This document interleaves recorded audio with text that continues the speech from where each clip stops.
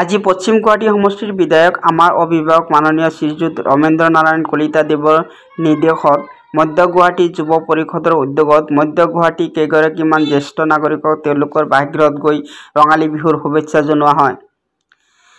ৰাতিপুৱা 9 বজাত 11 নং ৱাৰ্ডৰ বাসিন্দা দ্ৰেনপাৰা নিবাসী শ্ৰীযুত হাহিৰাম কলিতা দেৱক তেখেতৰ বাসগৃহত বিহু শুভেচ্ছা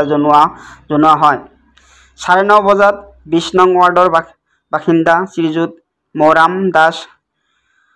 10 বজাত 12 নং ৱাৰ্ডৰ বাসিন্দা শ্ৰীযুত অৰুণ কুমাৰ বৈশ্য, 10:30 বজাত 29 নং ৱাৰ্ডৰ বাসিন্দা শ্ৰীযুত যোগেন্দ্ৰ নাথ পাঠক, 11 বজাত 14 নং ৱাৰ্ডৰ বাসিন্দা ডক্টৰ মৃগেন্দ্ৰ নাথ ডেকাক ৰঙালী বিহুৰ শুভেচ্ছা জনোৱা হয়। আজি এই কাৰ্যসূচী উপস্থিত থাকি অসম যুৱ পৰিষদৰ কেন্দ্ৰীয় সাধাৰণ সম্পাদক তথা মধ্য গুৱাহাটী যুৱ পৰিষদৰ সভাপতি শ্ৰী সুশান্ত দেৱ চৌধুৰী,